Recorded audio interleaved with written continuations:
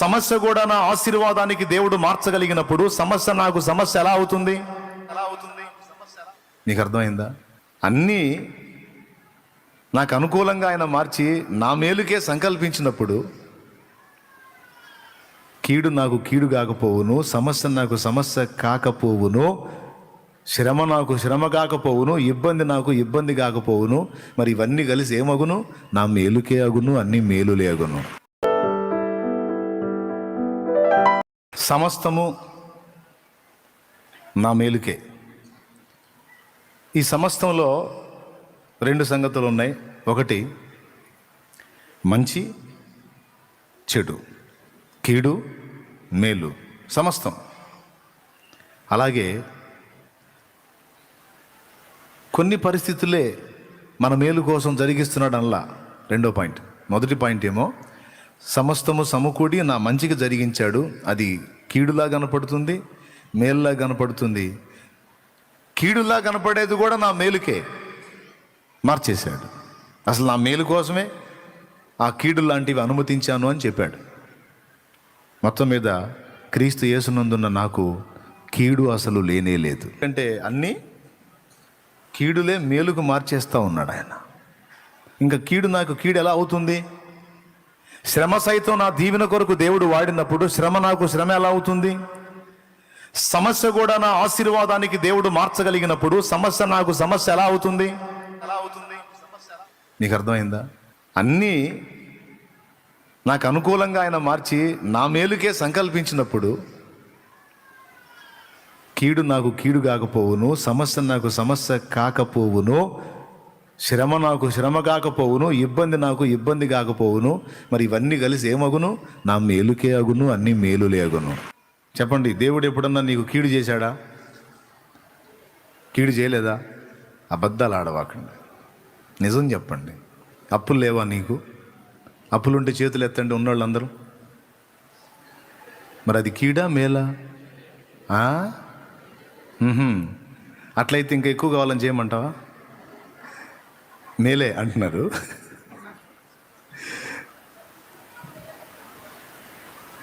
అందరికీ ఉన్నాయి సమస్యలు, కానీ అన్నీ మేలుకే. ఒక్కటే మాట. కాబట్టి సమస్తము సమకూర్చి జరిగిస్తున్నాడు, అన్నీ నీ మేలుకే.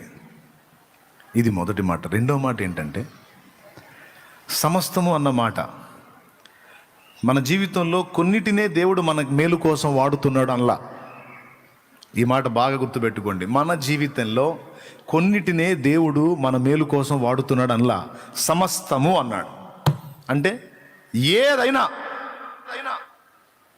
నీ జీవితంలో అనుమతించబడుతున్నది ఏదైనా నీ మేలుకే మారిపోద్ది. అంతే, నీ మంచికే మారిపోయింది. నీ శుభానికి, ఆశీర్వాదానికి, క్షేమానికే కారణమవుతుంది. అట్లా ఎట్లా అవుతుంది అంటే అది అంతే. నీ కొంచెం ఐడియా ఉంటే, నీకు ఆలోచన ఉంటే, నేను చెప్పింది నీకు ఇట్టే అర్థమైపోయింది. నాకు అర్థమైంది. అందుకే ఒకరోజు ఏడుపు, ఒకరోజు సంతోషం కాదు. క్రీస్తు యేసునందు నాకెప్పుడు సంతోషమే. అంతా యేసే అని యేసులో ఆనందించారు భక్తులు. కాబట్టి యేసులోకి ప్రవేశించిన రోజున, ఆ రోజు మొదలుపెట్టుకుని ఈ రోజు వరకు నేను అనుభవిస్తుంది చెప్తున్నా. ఇదే అనుభవం నీకు కూడా ఉంటే ఆనందం. లేదా అట్లయితే కొంచెం నేను చెప్పిన కోణంలో ఆలోచించు. ఇప్పటిదాకా దేవుడు నీ జీవితం అనుమతించినవన్నీ నీ మేలుకే మారి ఉంటాయి. సమస్తములో మేలు, కీడు అన్నీ ఉన్నాయి. మొదటిది. రెండవది, కొన్ని కాదు మన మేలు కోసం, అన్నీ. అందులో నీ బలహీనత ఉండొచ్చు, నీ అప్పు ఉండొచ్చు, నీ ఇబ్బంది ఉండొచ్చు, నీ నింద ఉండొచ్చు, అవమానం ఉండొచ్చు, లేముండొచ్చు, దోషం ఉండొచ్చు, ద్వేషం ఉండొచ్చు, నువ్వేమో పడి ఉండొచ్చు బాధలు. ఇవన్నీ, ఈ సమస్తము నీ మేలుకి అంటుంది వాక్యం. ఇంత అద్భుతమైనటువంటి సహాయకుడు నాకు దొరికి, మీకెప్పుడు దొరికాడో నాకు తెలియదు, నాకు దొరికి 18 ఏళ్ళు ప్రతిరోజు పండగ చేసుకుంటూనే ఉంటా. నిజంగా చెప్తున్నా, మనస్ఫూర్తిగా చెప్తున్నా. నువ్వు కూడా ఆయన మీద అంత అనుకోగలిగితే, ఆయనను అంత ప్రేమించి హత్తుకోగలిగితే, నీకు కూడా గ్యారెంటీ ఇస్తా, నీకు ప్రతిరోజు పండగే. ప్రతి కలర్లోనూ డార్క్ మిక్స్ అవుతుంది, బ్లాక్ మిక్స్ అవుతుంది. ప్రతి కలర్లో వైట్లో మాత్రమే మిక్స్ అవ్వదు. అది కలర్స్ అన్నిట్లో కింగ్ ఏదంటే వైటే. ఈ వైట్ని 18 ఏళ్ళుగా వేస్తున్నా. ఈ స్పెషల్ కాదు. దేవునికి స్తోత్రం కలుగును గాక. చెప్పండి గట్టిగా. మీరు ఎన్ని కలర్లు వేసుకుంటే మాదే పై చెయ్యి. రాజాదిరాజు పిల్లలం.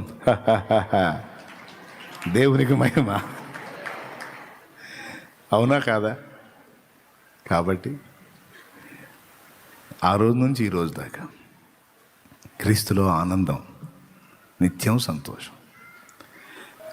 కింద పడిన రోజు పాటే పాడుకున్నా, నిలబడిన రోజు పాటే పాడుకున్నా, ఏడుపు వచ్చిన రోజు పాట పాడుకొని ఆయన దగ్గర చేరా, నవ్వు పుట్టినరోజు అనగా ఆనందం కలిగిన రోజు పాడుకుంటానే ఆయన దగ్గరకు చేరా, నింద వచ్చిన నాడు పాడుకుంటానే ఆయన దగ్గరకు చేరా, ఘనత వచ్చిన నాడు కూడా నీ కృప తండ్రి అనుకుంటూ పాడుకుంటూ ఆయన దగ్గరికే చేరా. ఇక నేను ఎటు తిప్పి చెప్పినా, ఇటు తిప్పి చెప్పినా, అడు తిప్పి చెప్పినా మొత్తం చెప్పేది అదే. మీరు కూడా అలాగా క్రీస్తులో ప్రతిరోజు పండగ చేసుకోవాలని నా కోరిక. శ్రమలు, సమస్యలు, బాధలు, ఇరుకులు, ఇబ్బందులు బోల్డన్ని ఉన్నాయి. అవన్నీ ఆ మహనీయుడు మన మేలుకే ఏర్పరిచాడు. అదంతే, సృష్టి నియమం అట్లా పెట్టేశాడు. శ్రమ లేకుండా సంతోషం అర్థం కాదన్నట్టు, శ్రమ లేకుండా సుఖం తెలియదు అన్నట్లు, శ్రమ లేకుండా మనలో మార్పు పరివర్తన రాదు అన్నట్టు, శ్రమ అనేది మన జీవితంలో విడదీయరాని భాగంగా అనుమతించి, ఏ స్థాయి వాళ్ళకి తగ్గ శ్రమ ఆ స్థాయికి అనుమతించి, శ్రమలాగా నీకు చూపిస్తూనే దాని వెనక ఎన్నో ఆశీర్వాదాలు నీ కోసం పంపుతున్న మహనీయుని. యోహాను సువార్త, బైబిల్ గ్రంథం ఉన్న వాళ్ళు తీయండి. యోహాను సువార్త 1వ అధ్యాయము 45వ వచనాన్ని చూడండి. పిలుపు నతనయేలును కనుగొని, ధర్మశాస్త్రంలో మోషేయు ప్రవక్తలను ఎవరిని గూర్చి వ్రాసిరో ఆయనను కనుగొంటిమి. ధర్మశాస్త్రములో మోషేయు ప్రవక్తలను ఎవరిని గూర్చి వ్రాసిరో, ధర్మశాస్త్రములో మోషేయు ప్రవక్తలను ఎవరిని గూర్చి వ్రాసిరో ఆయనను కనుగొంటిమి.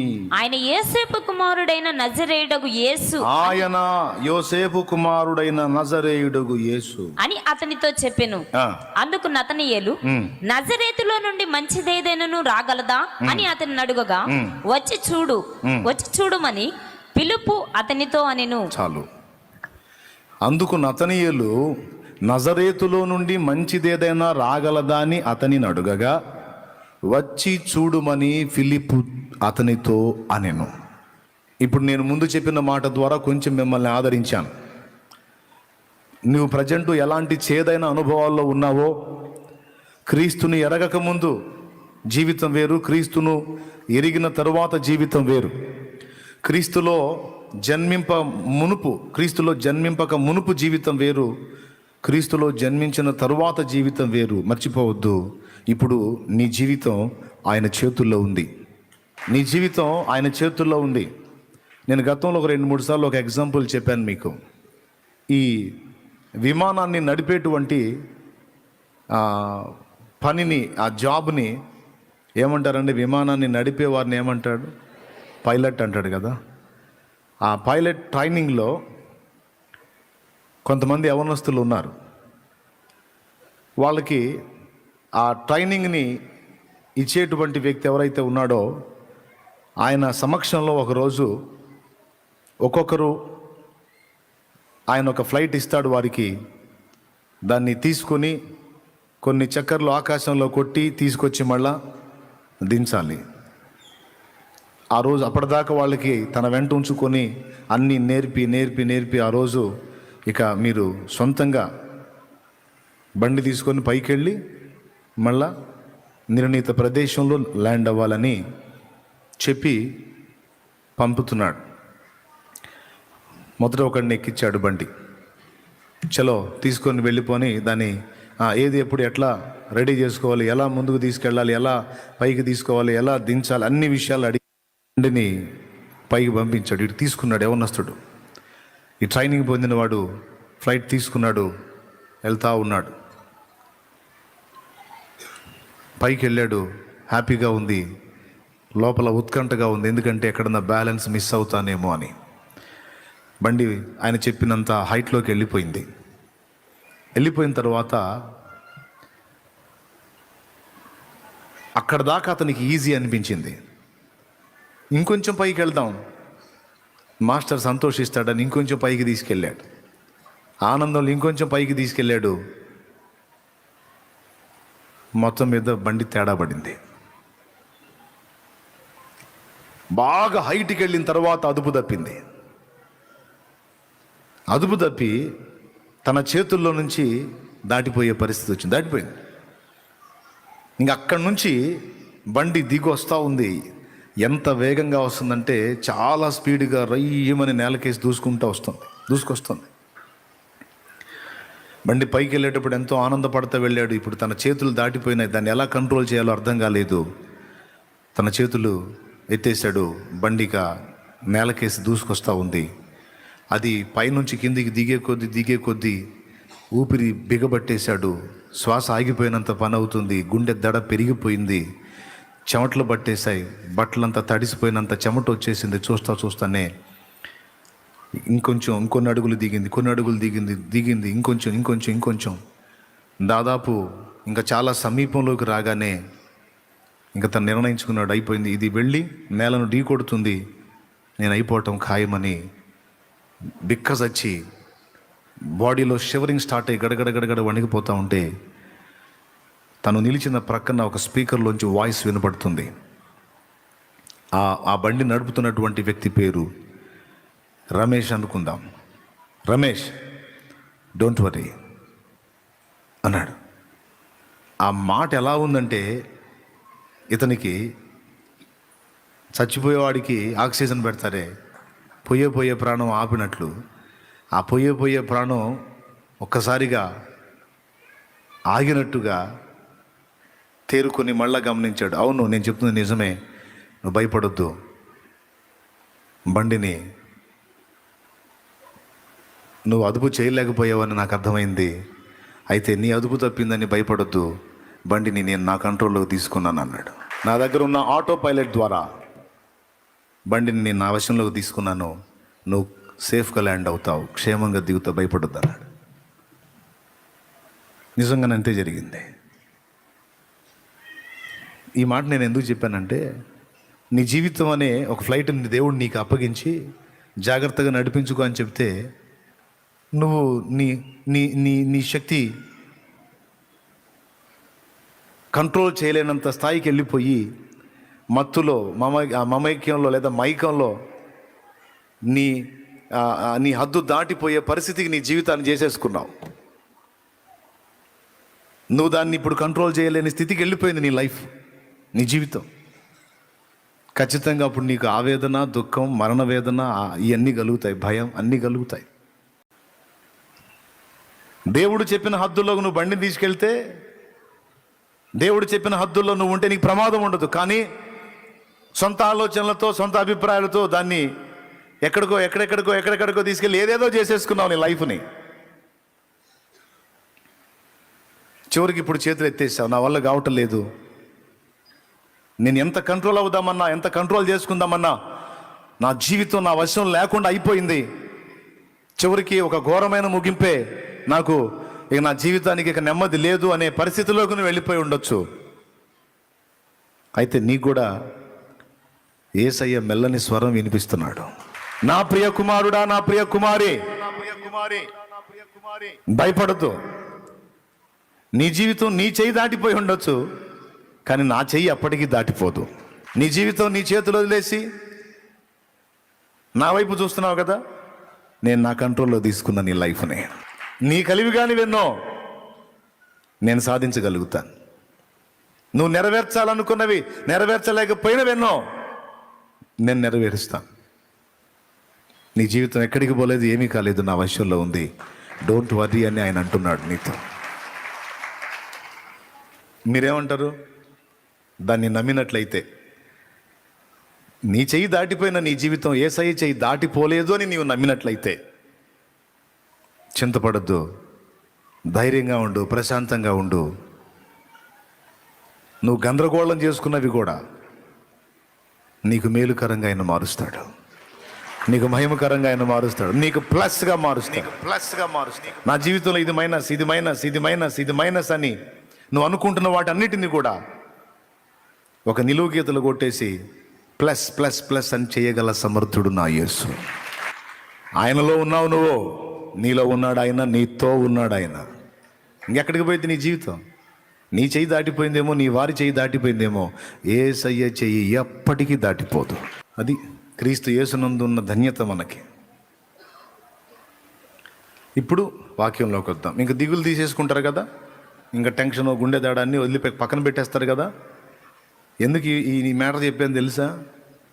నేను వాక్యం మొదలు పెడితే చెప్పే మెసేజ్ వినరు కొంతమంది,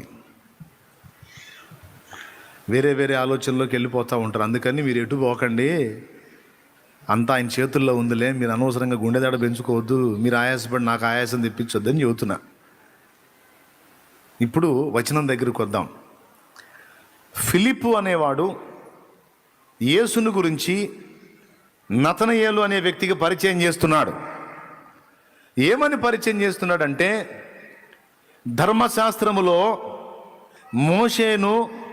మోషేయు ప్రవక్తలను ఎవని గూర్చి ప్రవచించిరో, ఎవని గూర్చి వ్రాసిరో, ఎవని గూర్చి లేఖనములు చెప్పినవో ఆయనను మేము కనుగొన్నాము అన్నాడు. ఎవరాయన అంటే యోసేపు కుమారుడైన నజరేయుడగు యేసు. ఇక్కడ రెండు సంగతులు మనం గుర్తించాలి. మొదటి సంగతి ఏంటంటే, భూమి మీద ఏ మనుషుడైనా పుడితే అతడు పుట్టి పెరిగి పెద్దవాడై ఏవో కార్యాలు సాధించి ఈ లోకాన్ని వదిలి వెళ్ళిపోయిన తర్వాత అతని జీవిత సాక్ష్యాన్ని సినిమాలుగా తీయటమో, కథలుగా గ్రంథాల్లో రాయటమో చేస్తారు. బయోపిక్ అంటారు కదా, జీవిత చరిత్ర తీస్తారు మూవీస్ రూపంలో, లేకపోతే గ్రంథస్థం చేస్తారు వాళ్ళ స్టోరీని. మహాత్మా గాంధీజీ ఉన్నారు, ఆయన రాకముందు ఆయన గురించి రాయబడలా. ఆయన వచ్చి ఆయన జీవిత చరిత్ర అంతా అయిపోయిన తర్వాత ఇక ఆయన ఎక్కడ పుట్టారు, ఎలా పెరిగారు, ఆయన చదువేంటి, ఆయన ఉద్యమాలేంటి, పోరాటాలేంటి, చివరికి ఆయన సాధించింది ఏంటి, ఆయన చివరికి ఎలా చనిపోయారు, ఈ విషయాలన్నీ మహాత్మా గాంధీజీ యొక్క స్టోరీని ఆయన వెళ్ళిన తరువాత అనేక పుస్తకాలుగా మన చేతికి అందుబాటులోకి వచ్చినాయి. ఆయనే కాదు, భూమి మీద ఏ మనుషుడైనా ఆ మనుషుడు రాకముందు ఆ వ్యక్తి చరిత్ర రాయటం అనేది అసంభవం. అలా ఎవరిని గూర్చి కూడా మనం గుర్తించలేం. ఎక్కడ కూడా వినిన అనుభవాలు లేవు మనకి. ఫలానా వ్యక్తి మహనీయుడు వచ్చాడు, ఆయన రాకముందే ఈ విధంగా ఆయన గురించి చెప్పబడిన ప్రకారం వచ్చి సమస్తం అలానే నెరవేర్చి వెళ్ళాడు అని. వ్యక్తి రాకముందే ఆయన చరిత్రను వ్రాసినటువంటి దాఖలా ఏ నరుని గురించి కూడా మనకు ఇంతవరకు చరిత్రలో లేదు. మీకేమన్నా తెలిసిందుందా? ఒక్క యేసు తప్ప. యేసు ప్రభుని భూమి మీదికి తండ్రి పంపించేటప్పుడు, బాగా వినండి, యేసు ప్రభుని పరలోక తండ్రి భూమి మీదికి పంపేటప్పుడు ఆయన భూమి మీదికి రాకమునుపే